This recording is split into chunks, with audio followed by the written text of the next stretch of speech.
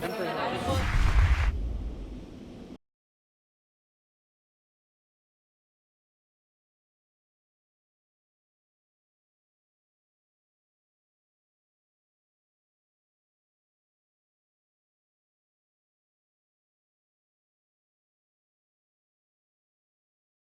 what I'm going to present today is part of the data and results of one of those projects in which I've been involved during my PhD program and before my PhD program.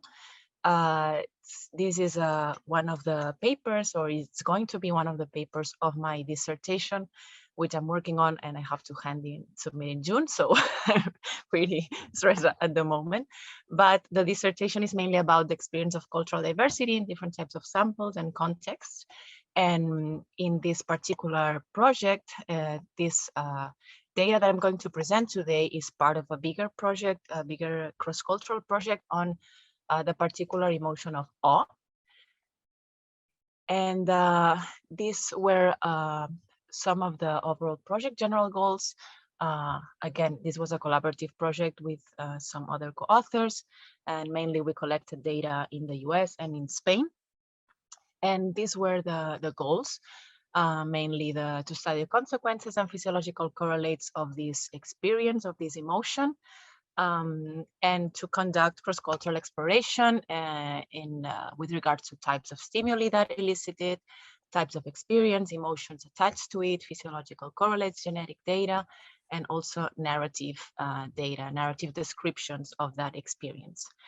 I am now presenting just a piece of this project and a piece of the data. And I want to say that, as Melanie mentioned, I am mainly going to present substantive results because this is not a methodological paper, but I'm also planning to, I'll try to comment on some of the methodological challenges and choices attached to this study, specifically related to the cross-cultural study of emotions. So just to give you an overview of cross-cultural research on emotions, mainly has focused on studying the emotional experience, which derives from certain stimuli or certain situations, videos, pictures, etc. And also the other focus has been on studying emotional expression, how people express certain emotions, and how people judge or are able to recognize or not the emotional expressions of others, particularly of people of other cultures, across cultures. So there are many methodological choices to be made when wanting to study emotional reactions or emotional expression. First of all, in order to elicit certain emotions or in order to signalize certain emotions, one can make use of these different stimuli that I post here. For example, in order to elicit the emotion of awe, some studies have used pictures, videos, even virtual reality, or even real experiences. Or in vivo studies, what are called in vivo studies, that's, which means studying people in the natural setting, in a natural, for example, in a natural landscape viewpoint, or inside a majestuous building, for example. And in order to study the judgment and recognition of emotional expression, researchers have also used different stimuli, from static pictures to dynamic information or dynamic videos, let's say, of people expressing certain emotions, from post to naturally occurring or spontaneous expressions, from face to full body, and even audio or sounds such as nonverbal vocalizations of emotions, such as screams or grunges, etc. Then, as per the outcome measures, these are also varied. Researchers have used both survey data and non-survey data. In terms of the survey data, the responses that the responses that have been used have also been varied. It can be fixed choice, so that individuals, for example, watch a video and then they can choose only one of the emotions or one of the labels or one of the options of the survey. For example, whether this person is, what do you think this person, what emotion do you think this person is expressing, and you can only choose one. And also research has moved to other types of responses that are not fixed or only choice, such as multiscalar ratings, in which observers can describe or choose not only the most salient emotions, but they can also rate the presence of other emotions as well. And they can also, I was talking about the different kind of responses or outcome measures. And also, as I said, fixed choice, multiscalar ratings or open-ended responses, but also researchers have collected non-survey data, such as physical, physiological, neuroimaging, genetic data, or even facial and body expressions recorded by experimenters. The field has begun to move beyond static images toward dynamic expressions, because they've seen that, well, they allow the perceiver to see how emotions unfold over time, and they are perceived, in several studies, they have been perceived as more authentic. And also, the field has begun to move into, again, like dynamic, but also full body and multimodal expressions, more closely resembling those encountered in daily social interactions. Also, while early cross-cultural judgment studies of emotions used forced or fixed choice tasks, more recent studies used many different types of judgment tasks, including multiscalar ratings, as I mentioned, across different emotion labels.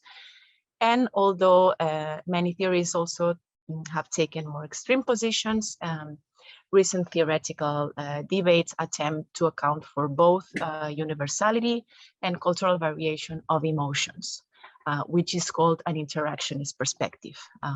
For example, arguing that emotions are biologically programmed, but the process of learning how to express, control, manage, perceive emotions is highly dependent on cultural factors.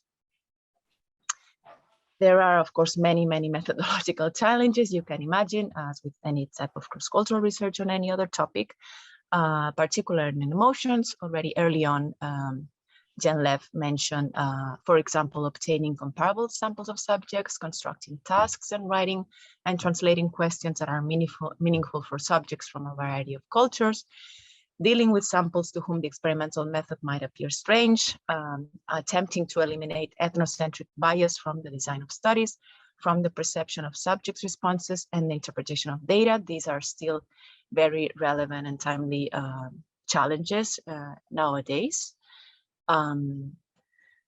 Also, a couple of additional challenges that I wanted to mention that have to do with measurement equivalence, with which RECSM researchers are quite familiar with. In this particular field, it would be related to the linguistic translation, functional equivalence, cultural metric equivalence related to the translation of emotions across cultures in survey items or questions. And then there's this other interesting challenge, which is related to the non-specificity of behavioral, physical, or physiological correlates of emotions, which means that emotions are not linked in a one-to-one relationship to physiological patterns, let's say.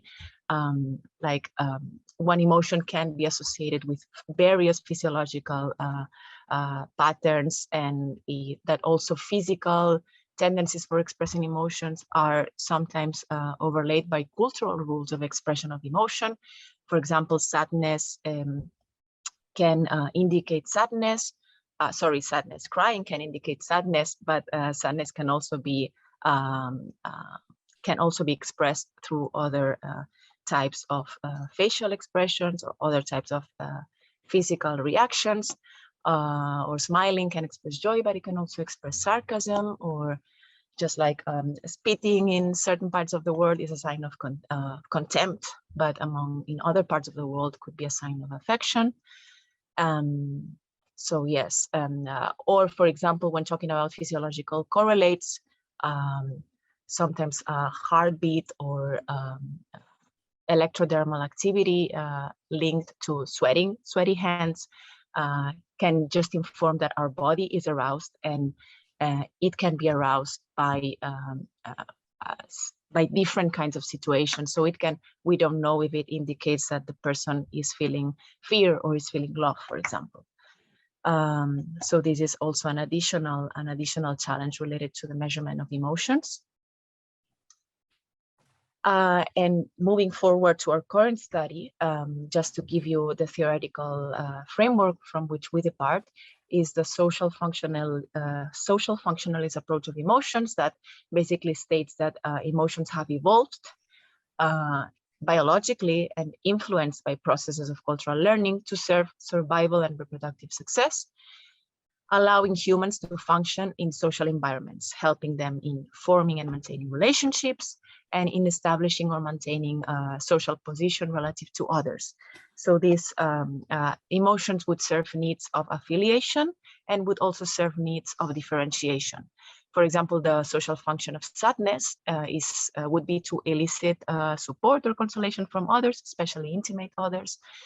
And anger, for example, has been shown to be a mobilizing emotion when individuals perceive an injustice, and it even mobilizes people who are not directly affected by this perceived injustice.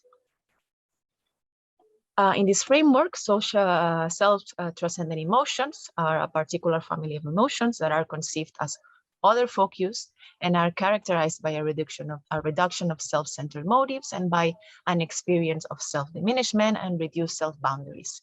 This transcending character also makes these emotions to be related to increased feelings of connectedness, to oneness, to others, or a feeling of what is called oneness.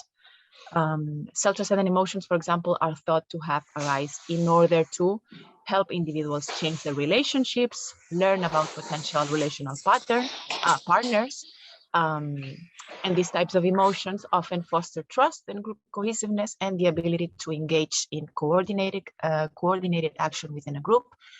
This might have represented an adaptive advantage over less cohesive groups. For example, research has found that rituals that produce self-transcendent experiences of commonality may have helped to facilitate communal sharing, which is a fundamental form of social life. So this is the explanation from evolutionary psychology of why these emotions exist. These are some examples of these emotions, and we're particularly interested, and we're going to talk about the emotion of awe. The emotion of awe mainly it has been identified as having two types of appraisals, which is vastness and accommodation.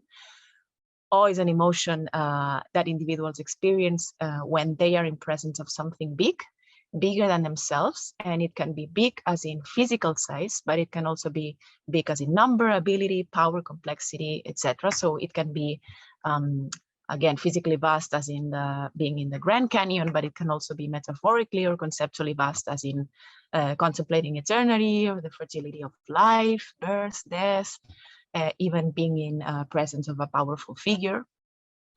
And the second characteristic is that awe experiences also challenge individuals' usual frame of reference in some dimension. So these are experiences that involve the need to adjust our current mental structures with which we interpret the world in order to try to assimilate and make sense of what's happening, of the experience that we are having.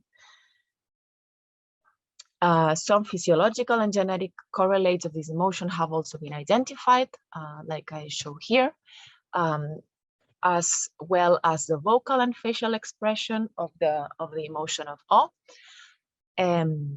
Which includes widened eyes and dropped jaw and a particular sound also.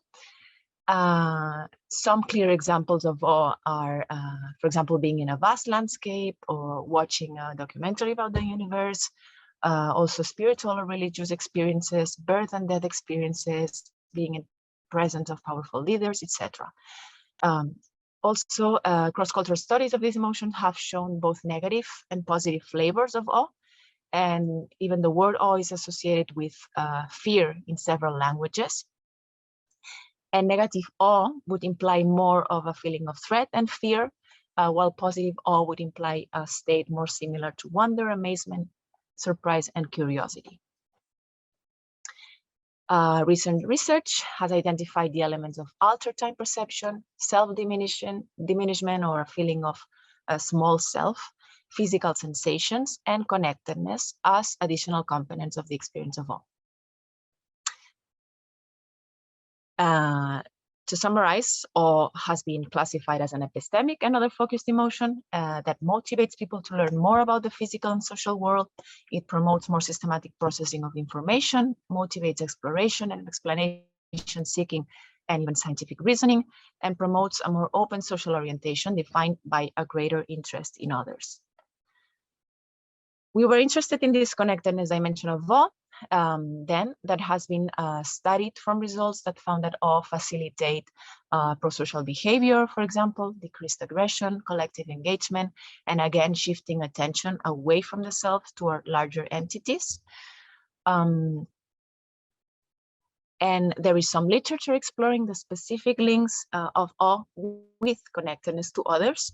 However, researchers have focused on measuring either how awe triggers connectedness to one's group, to one's culture, or to friends, or how awe triggers a more general sense of connectedness to everything, to the universe as a whole, to everyone, or to humanity, for example.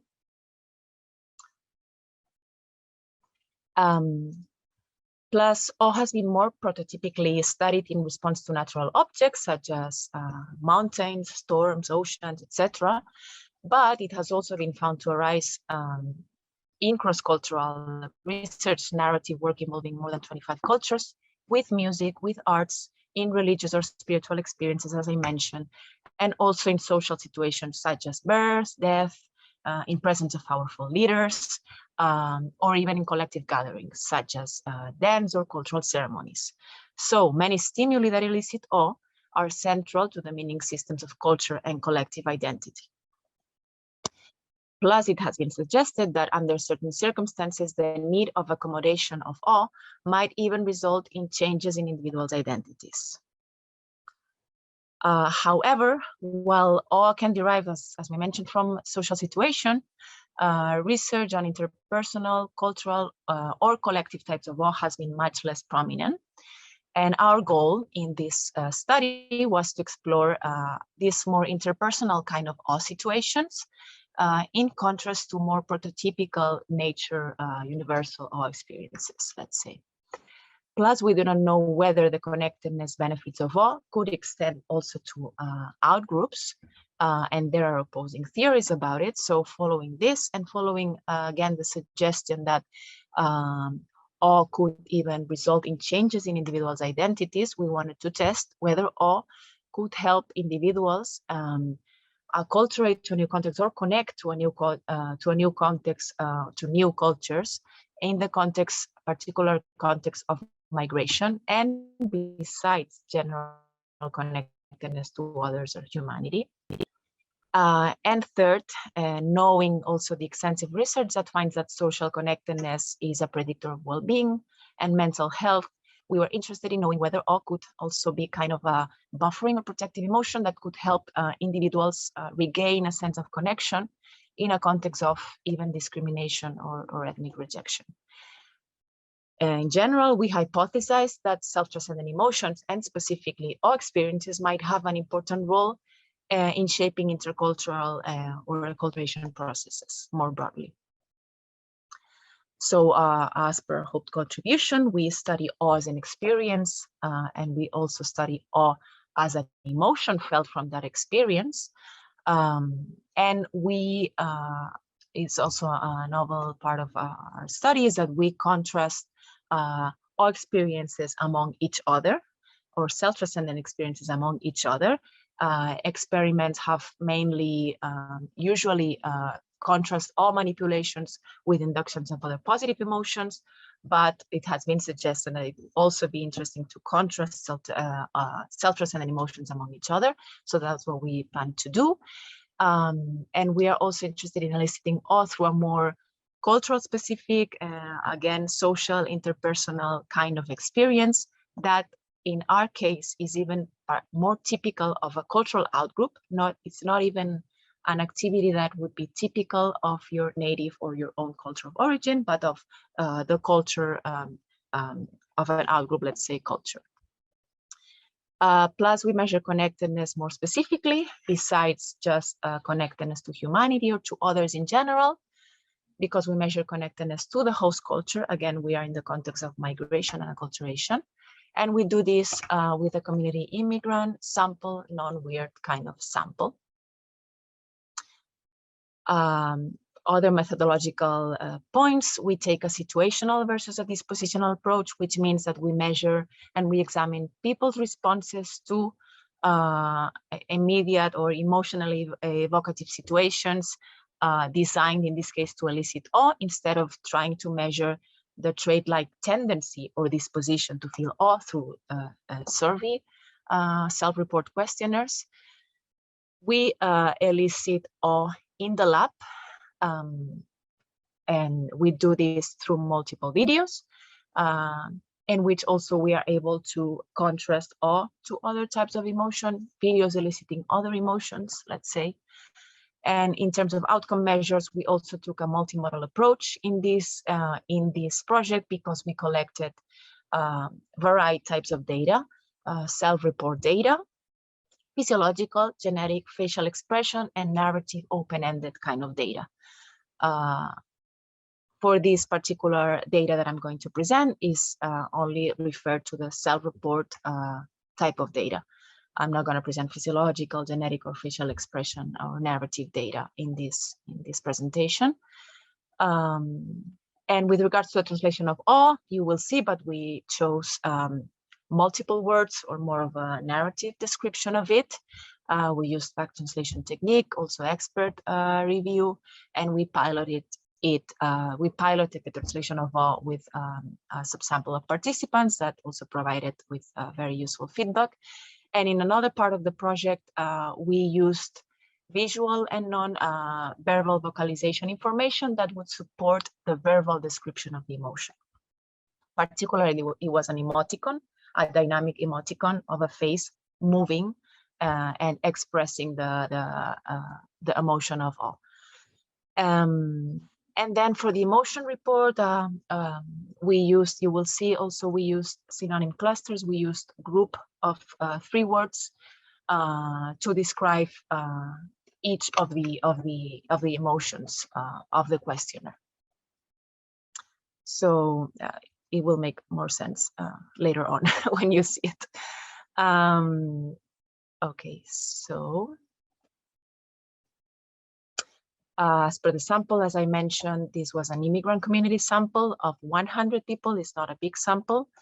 And these were people residing in Barcelona for at least 5 years from Ecuador, Pakistan, Romania, and Morocco, which introduces very one of the challenges, one of the important challenges in terms of language, because these 4 groups have different native languages or languages of origin. I will talk about this later on as well. And our design was an experimental within and between subjects combined design,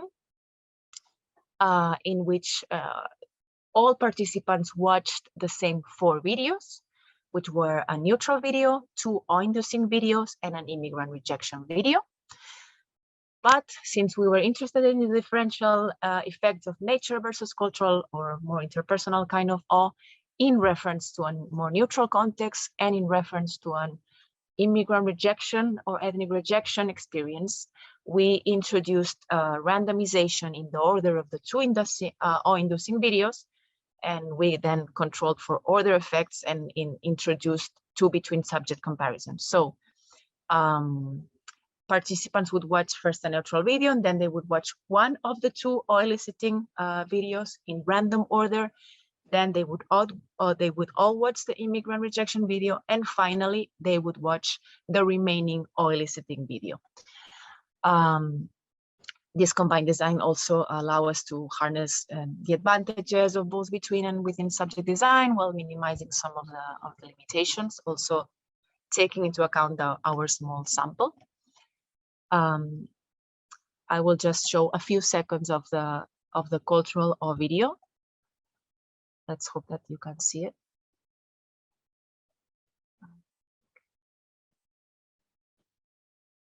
Sorry.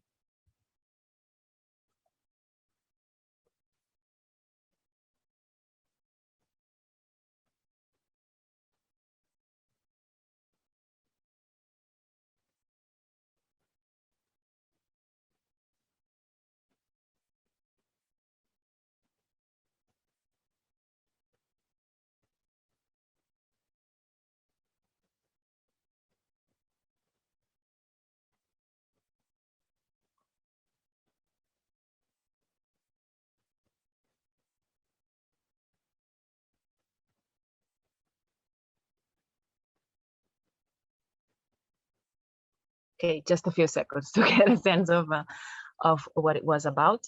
And then the nature of video, I cannot show it because there's some problem with the YouTube link. But it was a very prototypical video depicting natural landscapes, mountain peaks, also set to instrumental music. After each of the videos, participants reported how much they felt each of these emotions and how much these videos made them feel connected to the host culture and to humanity in general. I just wanted to show you the brief introduction to the emotion of awe, translation of this emotion that we included in the questionnaire, which I will read in Spanish. Basically, it says that las personas a veces experimentan esta emoción cuando están presenciando algo que es grande, asombroso o sobrecogedor y que desafía de alguna forma su comprensión del mundo, de su alrededor y de ellos mismos. Es una emoción parecida a sentir asombro, maravilla, sobrecogimiento. Then, in the emotion report, that's what they would see after each of the videos.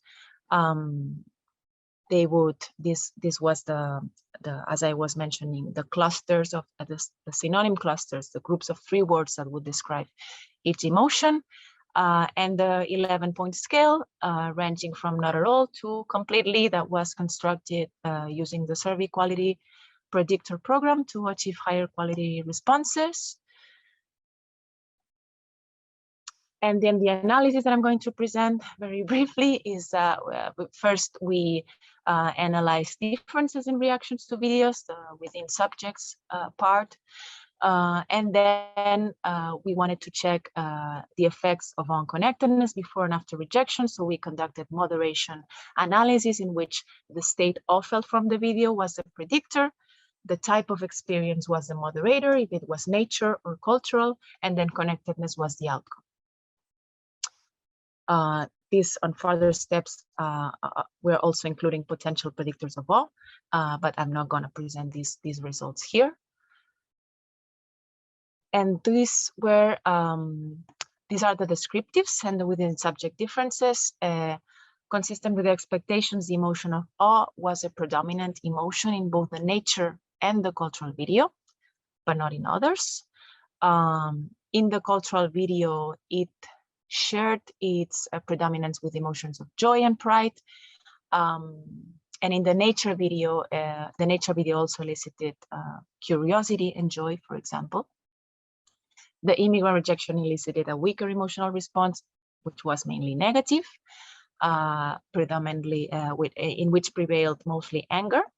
But interestingly, curiosity also was dominant, actually in all 4 videos. And then tests of multiple comparison Bonferroni's tests showed that there were no statistically significant differences in the level of awe, nor in the level of other emotions elicited by the nature versus the cultural awe videos, although there were some specificities as well. And as per connectedness, when comparing the three videos, repeated measures reveal significant differences between all eliciting videos only in the degree of connectedness to the host culture that they elicited, but not to humanity. Although when comparing only the two eliciting videos, the differences in the degree of connectedness to humanity became significant. So these results partially answered our first research question, and that was confirming that all experiences, and more specifically interpersonal cultural experiences, can help individuals connect to a different culture in the context of migration, and that both nature and cultural experience would help individuals connect also to a larger entity such as humanity. Moreover, the results also suggest some similarities as well as specificities in the way these different kinds of are experienced. And moving forward to our other questions on whether the different types of experience differently impact connectedness and what happens after an experience of ethnic rejection or discrimination, we conducted a moderation analysis, and that revealed that there were significant interactions of the type of experience and state of felt from it in all models on both connectedness to humanity and connectedness to the host culture, and that the conditional effects of state on connectedness were significant only in the cultural experience, and both before and after rejection. So these results suggest for now that state awe derived from a more cultural interpersonal type of experience, such as one that the video depicts, was in this case and in this particular study and in this particular sample, it was more significant than awe felt from nature awe in triggering both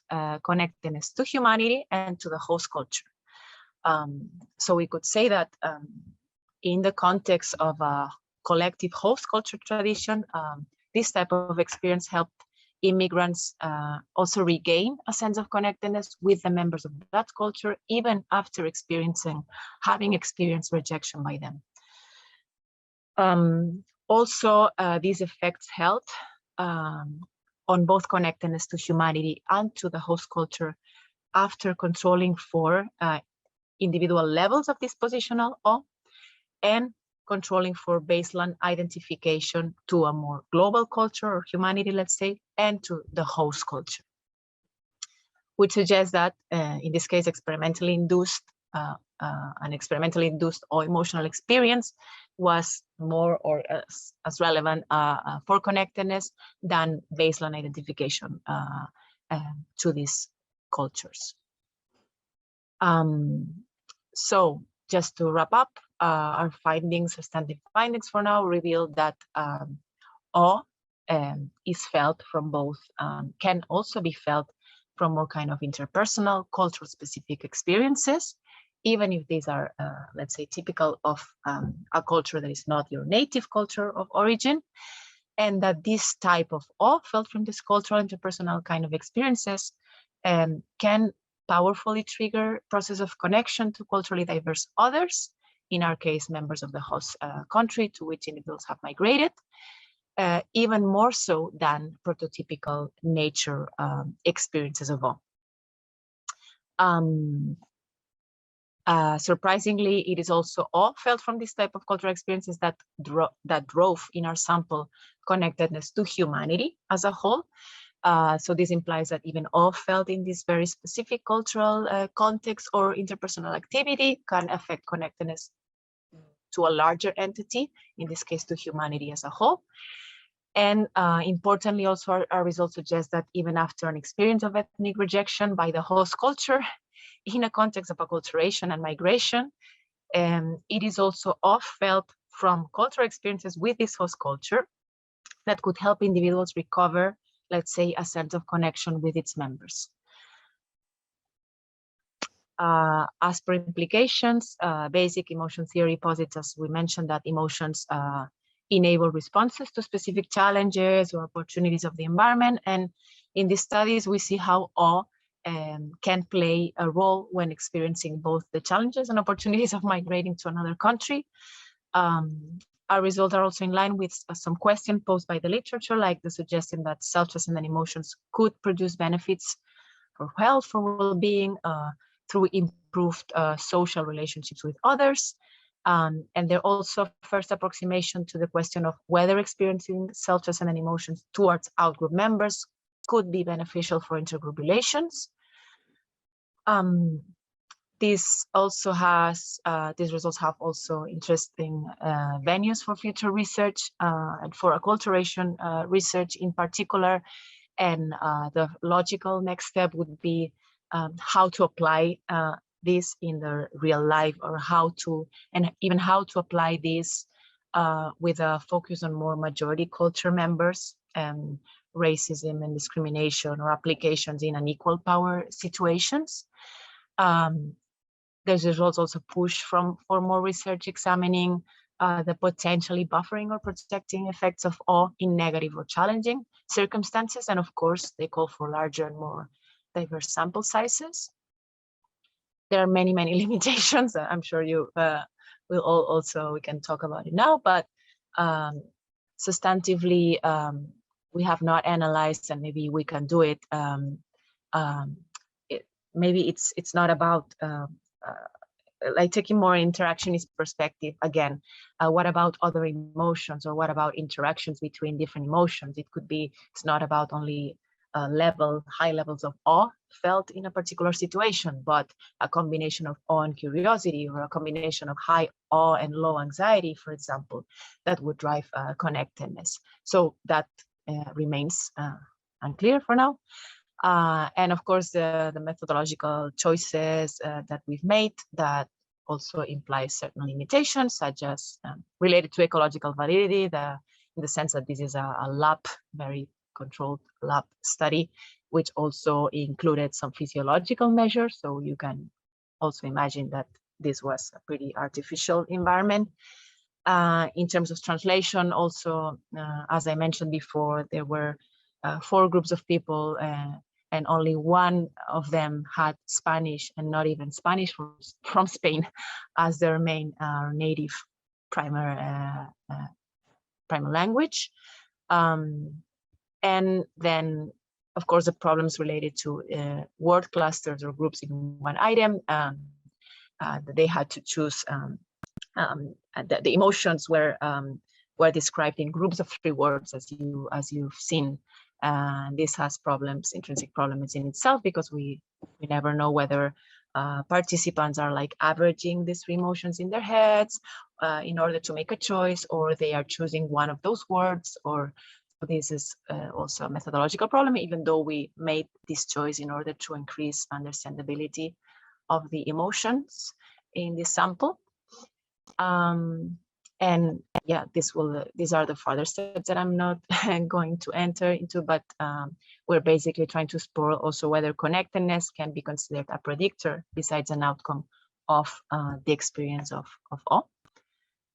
And for the sake of time, I'm gonna just say thank you to all, and I hope we have a little bit of time for discussion.